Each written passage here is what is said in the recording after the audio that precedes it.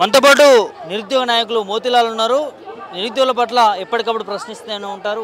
ఉద్యోగ నోటిఫికేషన్ల విషయంలో కావచ్చు, ఎట్లాంటి విషయంలోనైనా ప్రభుత్వాన్ని ఎప్పటికప్పుడు ఎండగడుతూనే ఉంటాడు. అది అందరికీ మనకు తెలిసిన ముచ్చట. మాట్లాడదాం ఒకసారి. ఎట్లా చూస్తారు బ్రదర్? ఇక్కడ మీరు ఉద్యోగాలు ఇవ్వాలని డిమాండ్ చేస్తూ ఉన్నారా, లేకపోతే ఉద్యోగాలు ఇప్పుడు ఇవ్వద్దని చెప్పా? ఎందుకంటే ముఖ్యమంత్రి మాట్లాడింది అన్న. ముందుగా మీడియా మిత్రులకు సోషల్ మీడియా వేదిక కావచ్చు, ఇంకా ఏదైనా కావచ్చు, మాకు ఫస్ట్ నుంచి కాన్స్టాంట్గా సపోర్ట్గా నిలబడుతున్నందుకు మీకు చాలా సందర్భాలు ధన్యవాదాలు తెలపాలి. కొన్నిసార్లు కుదిరింది, కొన్నిసార్లు కుదరలేదు. చాలా చాలా థ్యాంక్స్ చెప్తున్నాం మేము నిరుద్యోగ లోకం తరపున. మేము జాబ్ క్యాలెండర్ మేము నమ్మలే. అప్పుడు చెప్పినాం, ఇంప్లిమెంట్ చేస్తా అనే టయానికి మేము అడిగినాం. ఆ రోజు ర్యాలీ పెట్టినాం, ప్రెస్ మీట్ పెట్టినాం. అక్కడ నువ్వు మాట వినలే. దాని తర్వాత నువ్వు జాబ్ క్యాలెండర్ నువ్వు వర్గీకరణ అన్నావు. అక్కడ కూడా మేము విన్నాం, నమ్మినాం, బయటకు వచ్చినాం, చిన్న ప్రెస్ మీట్ పెట్టినాం. మాకు ఎక్కడ జాబ్ క్యాలెండర్, ఎక్కడ నోటిఫికేషన్ అడిగినాం. అక్కడ కూడా లేదు. మరి మే ఫస్ట్ వీక్ వచ్చింది. దానికంటే ముందు మేము అందరినీ, ప్రతి పార్టీలను కలిసినాం. మహేష్ కుమార్ గౌడ్ గారిని కలిసినాం, ప్రతిపక్ష పార్టీలను కలిసినాం, విద్యార్థి సంఘాలను, కుల సంఘాలను అందరినీ కలిసినాం. మే 30 తారీఖున మేము ఇక్కడ ఇదే వేదికగా జర్నలిస్టుల మద్దతుతో, ఉద్యమకారుల మద్దతుతో ధర్నా చేసినాం. ఆ రోజు ఏ పొలిటికల్ పార్టీ అయినా వచ్చినారా? రాలేదు కదా. స్వచ్ఛందంగా చేసినాం కదా. మరి అక్కడైనా మీకు అర్థం కావాలి. మీరు ప్రతిసారి అంటున్నారు కదా, మా వెనకాల వాడున్నాడు, వీడున్నాడు, ఆ పార్టీ ఉంది, ఈ పార్టీ ఉందని చెప్పేసి. ఆ రోజు మేము ఎవరిని ఇన్వాల్వ్ చేయలే కదా. మేము స్వచ్ఛందంగా చేసినాం కదా. మరి అది సరిపోదా మీకు ఒక మెసేజ్ క్లియర్గా పోవడానికి? అక్కడ నువ్వు వినలేదు. జూన్ 3వ తారీఖు చేసినాం, ఆ ర్యాలీకి నువ్వు వినలేదు. జూన్ 9వ తారీఖున విద్యార్థి సంఘాలతో చేసినాం. చేస్తామంటే మళ్ళీ మమ్మల్ని ఒకరోజు ముందరే హౌస్ అరెస్ట్ చేసినావు. మరి ఆ రోజు నువ్వు బల్మూరు వెంకట్ కావచ్చు, బల్మూరు వెంకట్ ఆ రోజు ఎన్ఎస్యూఐ స్టేట్ ప్రెసిడెంట్ కాదా? డైరెక్ట్ ఇన్వాల్వ్ అయ్యి ఉద్యమాలు చేయలేదా? బస్సు యాత్రలు పెట్టలేదా? అదే రియాజు వీళ్ళు మరి కాంగ్రెస్ పార్టీ ప్రతినిధులు కాదా? మరి ఈరోజు బీఆర్ఎస్ పార్టీ వాళ్ళు ఎవరైనా ఉన్నారా మా దాంట్లో? అట్లా ఎవరైనా కాంగ్రెస్ వేరే పార్టీలు, బీజేపీ పార్టీలు ఉన్నదా మా దాంట్లో? ఎవరు లేరు కదా. నువ్వు చేయడం చేతకాక, ఇంప్లిమెంటేషన్ చేయడం చేతకాక, నోటిఫికేషన్ విడుదల చేయడం చేతకాక 12,000 60,000 అంటావు, 60,000 1,60,000 అంటావు. నీకు మళ్ళీ ఉద్యోగాలు ఎక్కువైనాయి, రోడ్ల మీద వచ్చినారు, నువ్వే రివర్స్ మాట్లాడతావు. నీకు ఈ సందర్భం ఏమీ లేదు.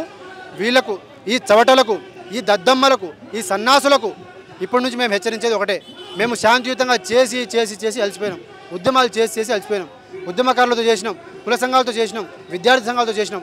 ఇక రేపటి నుంచి మేము ఒకటే చేస్తాం. ఏరి కోరి మేమే తెచ్చుకున్నాం కదా, ఎగిరి కూడా మేమే తంతాం. ఈ తన్నుడు అనేది ఎట్లా ఉంటుందో మేము చేసి చూపిస్తాం. ఎట్లా తంతామో మాకు తెలియదు.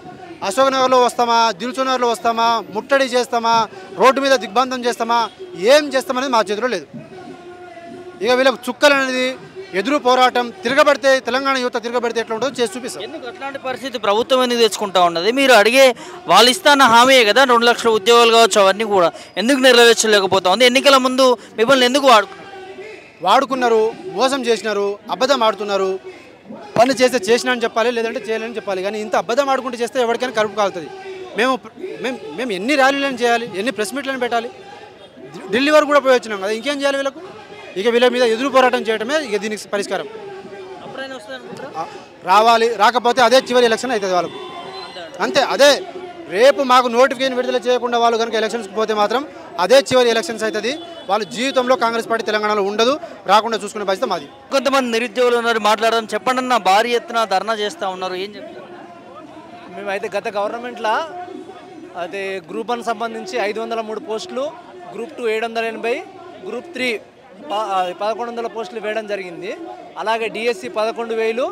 ఇక సాంకేతిక సంబంధించి ఏమైనా ఏఎంవేలు కానీ, ఏడబ్ల్యూ కానీ గత గవర్నమెంట్లో కేసీఆర్ 2022లో వేసిండు. ఆ జాబులన్నీ అది అపాయింట్మెంట్ ఆర్డర్ దాకా వచ్చింది. తర్వాత ఏమైందంటే ఇక ప్రజాపాలన అని చెప్పేసి అది ఈ గవర్నమెంట్లో, మా గవర్నమెంట్ రేవంత్ రెడ్డి గవర్నమెంట్ వస్తే మేము అది చేస్తాం ఇది చేస్తామని చెప్పి రేవంత్ రెడ్డి వచ్చిండు.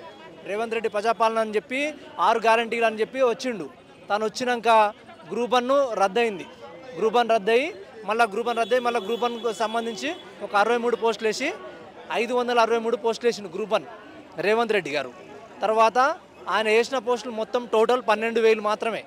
రేవంత్ రెడ్డి సర్కార్ వచ్చినాక 12,000 పోస్టులు మాత్రమే వేసిండు.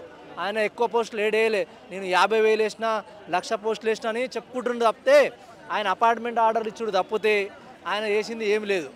మేము ప్రభుత్వాన్ని ఒకటే డిమాండ్ చేస్తున్నాం. మా ప్రధానమైన డిమాండ్ ఏంటంటే 563 పోస్టులున్న గ్రూప్ 1 సంబంధించి ఇటీవల అది ఎంపిక జరిగింది. అందులో పారదర్శకత లేదు. తెలుగు మీడియం అభ్యర్థులకు అన్యాయం జరిగింది. తెలుగు మీడియం అభ్యర్థులకు అన్యాయం జరిగింది కాబట్టి దీని మీద సిట్టు విచారణ జరిపి మా అశోక్ నగర్లో ఉన్న చాలామంది నిరుద్యోగులు చాలా సంవత్సరాల నుంచి ప్రిపేర్ అవుతురు, ఉద్యోగాలకు రాజీనామా చేసి గ్రూప్ 1 చదువుతురు కనుక వాళ్ళకు న్యాయం జరిగే విధంగా చూసి, అలాగే నెక్స్ట్ వచ్చే జాబ్ క్యాలెండర్ అయితే ఏదుందో జాబ్ క్యాలెండర్లో వాళ్ళకు జాబ్ క్యాలెండర్ సంబంధించి అది ఏదైతే చెప్పింది కదా జాబ్ క్యాలెండర్ జాబ్లెస్ అని చెప్పేసి 2 లక్షల ఉద్యోగాలు అన్నాడు. ఆ 2 లక్షల ఉద్యోగాలు భర్తీ చేసి, లేకపోతే ఈ మూమెంట్ పెద్ద ఎత్తున చేస్తారు, విద్యార్థి లోకం ఎవరు ఊకోరని మేము చెప్తున్నాం ఈ సభా వేదిక ద్వారా. ఈ ధర్నాలు అనేటివి యాక్చువల్లీ నిరుద్యోగులతో పెట్టుకున్న ఏ ప్రభుత్వం కూడా నిలబడదు. ఈ ప్రభుత్వానికి కూడా త్వరలోనే ఆ ఫలితాలు ఖచ్చితంగా వస్తాయి. నెక్స్ట్ వచ్చే స్థానిక సంస్థల ఎన్నికలలో ఆ ఫలితాలు స్పష్టంగా కనిపిస్తాయి. తరతరాలుగా అన్ని ఏ ప్రభుత్వం వచ్చినా, నాట్ ఓన్లీ టీఆర్ఎస్లో 95% పెట్టిరు రిజర్వేషన్, మనకు అదొకటి ప్లస్ అయింది. కానీ ఏ ప్రభుత్వాలు వచ్చినా ఈ అణగారిన వర్గాలకి, ఈ వెనుకబడ్డ జాతులకి, అదేవిధంగా ఈ ఎవరైతే నిరుద్యోగులు ఉన్నారో వీళ్ళందరికీ అన్యాయం జరుగుతూనే ఉంది. ఇంకే ప్రభుత్వం న్యాయం చేస్తుందని అర్థమవుతుంది. ఇంకెన్నాళ్ళు ఈ నిరుద్యోగులు కొట్లాడాలి ఇట్లే? అసలు అంటే ఏ ప్రభుత్వం మనకు సబ్స్టిట్యూట్గా ఉంటుంది? ఎవరు చేస్తారు? ఇంకా ఇది ఎప్పటికీ ఇట్లేనా? ఇంకెన్ని రోజులు ఇట్లా? ఏరుకోరు అంటే కాంగ్రెస్ ప్రభుత్వం రావాలంటూ కూడా నిరుద్యోగులు అందరూ కూడా ఏకదాటిగా కొట్లాడిరు, ప్రచారంలో పాల్గొన్నారు. వాళ్ళ ఇంట్లో తల్లిదండ్రులని కాంగ్రెస్కి వేస్తే మనకు ఉద్యోగాలు వస్తాయని చెప్పి బదిలీ ఆడుకున్నటువంటి పరిస్థితి. అట్లాంటి నేపథ్యంలో ఇవాళ ప్రభుత్వం వచ్చి 2 సంవత్సరాలు కాకముందుకి ఇలాంటి ఘర్షణ వాతావరణం చూస్తున్నాం. ఎట్లా చూస్తాం? యాక్చువల్ ఏంటంటే గత ప్రభుత్వానికి వాస్తవానికి మేమే నార్త్ తెలంగాణ, సౌత్ తెలంగాణ బస్సులు పెట్టుకొని తిరిగి ప్రచారం చేసి ఆ ప్రభుత్వానికి వ్యతిరేకంగా చేసి, ఈ ప్రభుత్వం వస్తేనన్నా మాకు న్యాయం జరుగుతుంది ఖచ్చితంగా అన్న ఉద్దేశంతోనే అలా తిరిగి కష్టపడ్డాం. లాస్ట్ జరిగిన గ్రూప్ 2 మూమెంట్లో, ఎలక్షన్ మూమెంట్, అదే యాక్చువల్లీ ఆ ప్రభుత్వానికి పెద్ద దెబ్బ. కానీ ఈ ప్రభుత్వం కూడా ఇలాగే చేస్తే ఇక ఇది ఎంతకాలం ఇలాగే కొనసాగుతుంది అనేది అంటే నిరుద్యోగులలో ఒక అనిశ్చితి నెలకొంటుంది. ఇకనైనా ఈ ప్రభుత్వం మేల్కొని correct time to time yearly job calendar release చేసి నోటిఫికేషన్స్ ఇస్తే తప్ప ఈ నిరుద్యోగుల బతుకులు మారవు. ఖచ్చితంగా రేపు వచ్చే స్థానిక సంస్థల ఎలక్షన్ వరకన్నా ఆ ప్రయత్నం ఈ ప్రభుత్వం చేస్తుందని భావిస్తున్నాం.